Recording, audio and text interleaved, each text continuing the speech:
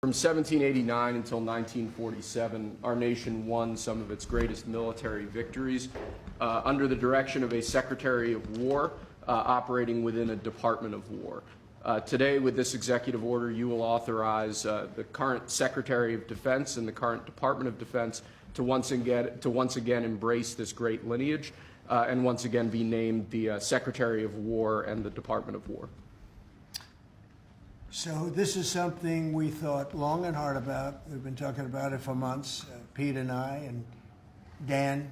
Dan came into the fold. By the way, a great general. He headed up the, I wouldn't call it an attack. I'd almost call that one maybe even more than an attack. What he did with Iran, you saw the success of that operation. It was perfect. In fact, this was sent to me by the great company that makes that particular B-2 bomber, and it was flawless. It was actually flawless. They flew for 37 hours back and forth, and there wasn't a bolt that was out of condition. There wasn't an engine failure. There was no problem. It was a perfect attack, and it knocked out any possible nuclear capability for Iran, which nobody wanted to see, and we weren't going to put up with. So great job, Dan. And we've been talking about this Department of War. So we won the First World War. We won the Second World War. We won everything before that and in between. And then we decided to go woke, and we changed the name to Department of Defense. So we're going Department of War. And I'd like to ask our Secretary of War to say a few words.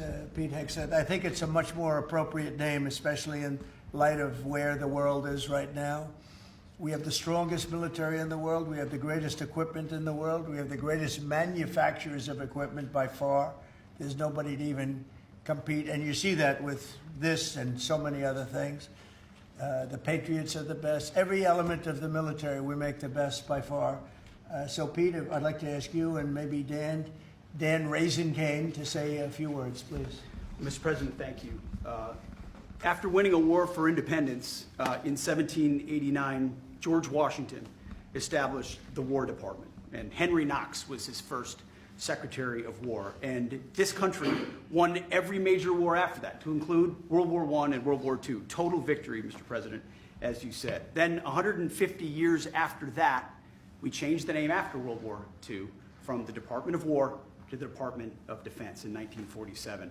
And as you pointed out, Mr. President, we haven't won a major war since, and that's not to disparage our warfighters, whether it's the Korean War, or the Vietnam War, or our generation of Iraq and Afghanistan. That's to recognize that this name change is not just about renaming, it's about restoring.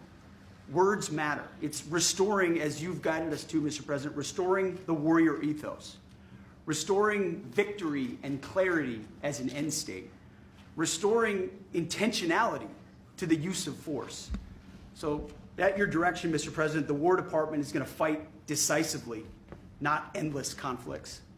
It's going to fight to win, not to lose. We're going to go on offense, not just on defense. Maximum lethality, not tepid legality. Violent effect, not politically correct. We're going to raise up warriors, not just defenders. So this War Department, Mr. President, just like America, is back. Thank you for your leadership and your clarity. We're going to set the tone for this country. America first, peace through strength, brought to you by the War Department. We're back. All right, thank you very much. Very well stated, and really it has to do with winning. We should have won every war. We could have won every war, but we really chose to be very politically correct or wokey, and we just fight forever. And then we, win, we wouldn't lose, really. We just fight to sort of tie. We never wanted to win. Wars that every one of them we would have won easily with just a couple of little changes or a couple of little edicts. I was told that ISIS would take 5 years to win.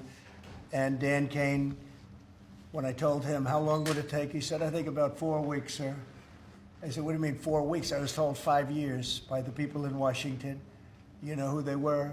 5 years. I said, you can't do it in 4 weeks. I actually flew to Iraq to meet with him, and I met him at a big air base, and Remember that famous day, right? It turned out to be a famous day for our country because you're now the head of the Joint Chiefs of Staff, which is the biggest deal.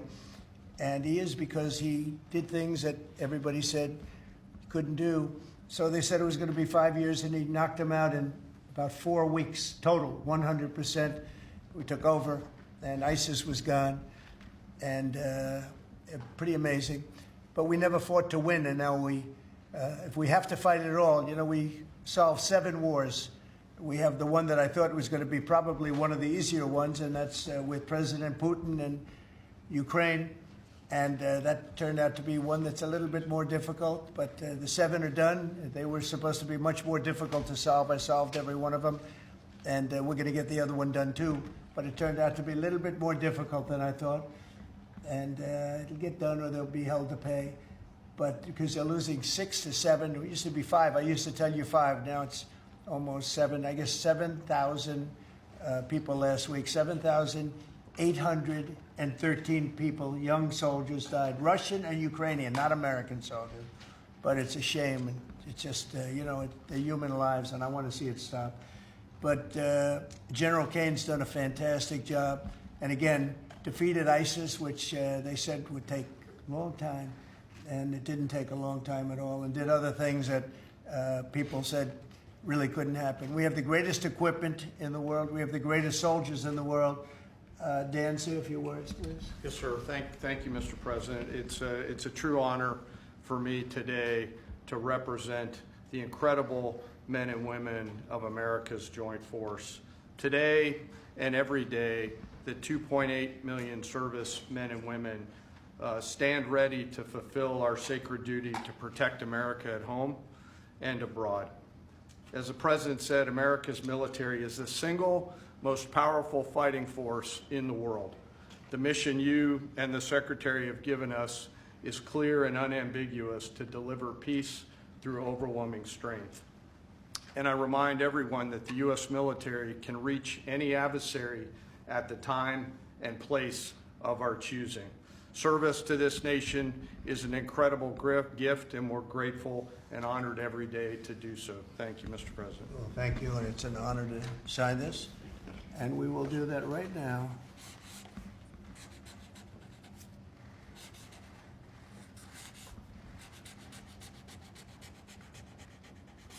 I think that's a big one, I'll be honest. I think